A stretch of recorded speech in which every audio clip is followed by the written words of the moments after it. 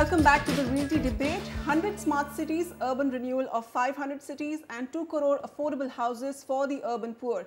3 mega schemes as part of Prime Minister Modi's mission Transform Nation. Collectively, some 4 lakh crores will be spent over the next 6 years. Now, urbanization in India has largely been reactionary in nature. We have very few examples of planned cities, and even those are crumbling today under the demands of population explosion. The centre for the first time has acknowledged this urban planning mistake. Let's listen in to the Prime Minister. जो private property developer है उनको तो पता होता है कि शहर इतना बढ़ेगा, इस दिशा में बढ़ेगा, फिर वो वहाँ ज़मीन ले लेगा, योजनाएं डाल देगा, मकान तो खड़े कर देगा, लेकिन जिंदगी जीने योग्य व्यवस्थाएं पहुंचती नहीं है। न रोड बनता है, न बिजली पहुंचती है, न ड्रेनेज की व्यवस्था होती है, और लोग आते हैं पैसे देकर के मकान भी लेते हैं, बाकी व्यवस्थाएं होती नहीं। क्यों? क्योंकि शहर के नेतृत्व ने शहर नहीं बनाया, कुछ प्रॉपर्टी डीलर ने शहर को बढ़ाया है। ये जो मिसमैच है, उस मिसमैच को बदलना है। Shailesh Pathak, the Prime Minister made a very poignant statement there, a mismatch between the pace at which real estate projects come up and how infrastructure projects are always trailing, and there's a huge time gap between the two. Any micro market that we visit today, be it Faridabad, the Greater Noida extension, any of these apartment towers standing, no sewerage, no water supply. Is the AMRUT mission going to resolve this mismatch? So, I'd like to make 3 points here.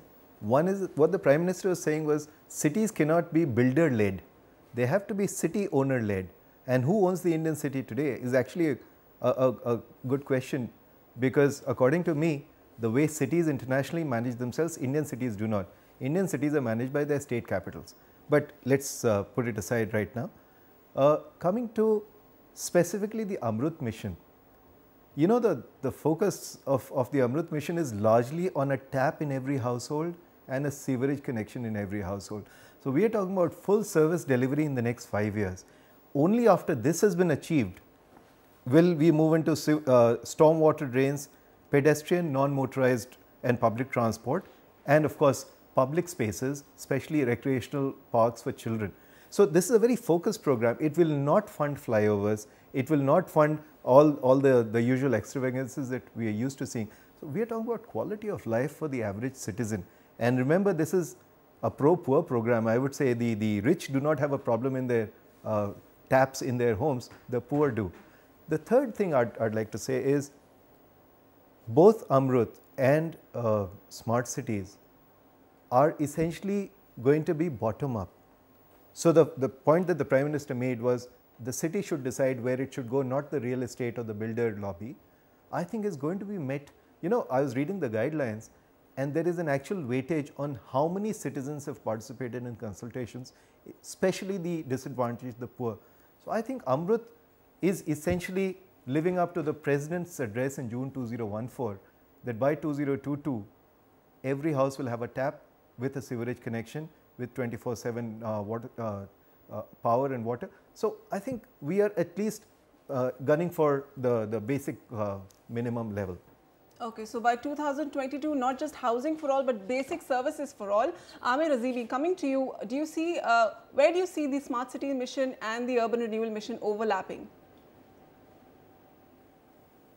So, I think there is a very good overlap between the two, because if you look at the Smart City missions themselves, you are talking about various aspects, but also talking about how to leverage technology to improve service delivery. And if you look at the other AMRUT mission, for example, then if you look at water, which is the first priority that the government has talked about, their technology can essentially be leveraged to reduce non-revenue water, for example, right? If we can leverage sensors and some analytics based on that to say there are leakages in pipes or something else is happening where the water is not reaching the appropriate destination, then people can be alerted and some decisions can be taken quickly, and then the problem can be avoided that way, right? And similarly, same techniques can be leveraged for other uses, whether it is wastewater, whether it is sewerage and stuff like that. Mr. Keshav Verma, the Amrut mission is talking about some 11 reforms for urban renewal. They're talking about e-governance and funding and bylaws and levying user charges. But from your experience, what does it really take to effect change on ground? Well, first thing is that it is very smart to focus on basic services and to use technology to accelerate that process. So, there is a great amount of integration here. What makes a difference at the lower level? One is civic awareness, a sense of participation in the progress that is taking place, a feeling of pride and connectivity with what is going on. So, when meters are being put and you have to become more accountable for paying your taxes, people should do it in an enthusiastic manner, not get cynical about it. So, again going back to Ahmedabad, one of the things that we found in Ahmedabad was the kind of joy and pride the residents of Ahmedabad felt in paying up their arrears of taxes, in paying up and in in committing themselves to innovations, to new systems, which were actually. And how did you incentivize that? How did you encourage that? One is through a great amount of visibility. You have to create visible impact in a city so that people start feeling that things are changing. Results on ground. Yeah. Second is having a great focus on financial resources, because most of the cities are today bankrupt. So, you got to focus on financial resources both in terms of systems as well as in in developing areas and information. So, all this e-governance and everything comes true. Once you start doing that, you start showing, when you have the money, we had 300 crores. We could do 300 crore rupees of road, 340 kilometers road, change the bulbs, created a new boulevard and everything else. People started feeling that their city is undergoing a change and that they were willing to make it go even further. Okay. So, I think it is very much a symptom of positioning your city in a particular manner, to develop a brand image for your city, and then to make sure through communication that people feel excited about it. Okay. Arindam, coming to you, Keshav spoke about information and e-governance, one point that we haven't addressed.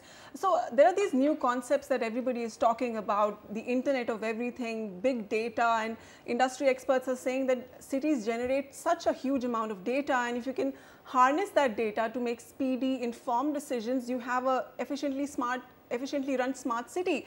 Are we also going to look at some of these solutions for India? I think we definitely need to, because these have not been fleshed out as of now as part of the program, but going forward we will definitely need to look into these. I will give you a very simple example. Let us say we have a water distribution network in one of the cities, and you essentially need 3 components of technology there. One is, of course, the basic connectivity in terms of water pipelines.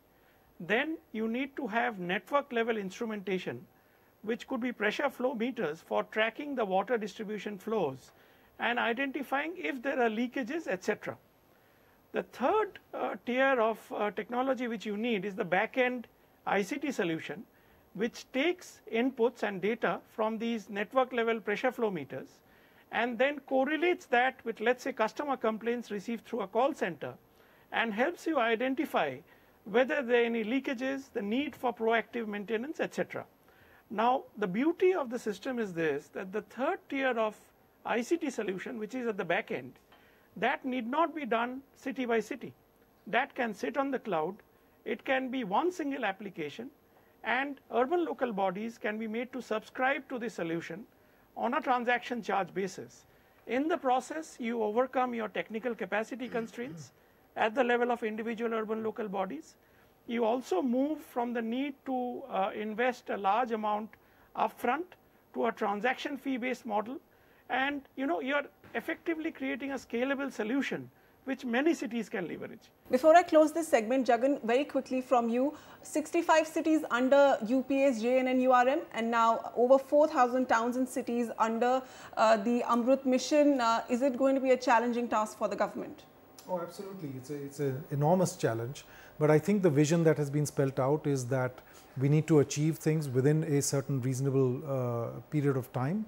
We need to deliver the goods to all urban citizens, and we need to do it through an instrumental logic so that we actually use whatever means are at our disposal, whether they are capacity building or they are technology or better improved financial management, and most importantly, integrated and evidence-based planning which converges all these efforts. We've got to use all of this, the power of all of this, to deliver results and outcomes within a very reasonable period of time, 2019, 2022. These targets are very, very ambitious targets, and it requires a very large and concerted effort, and I think that needs to be underlined.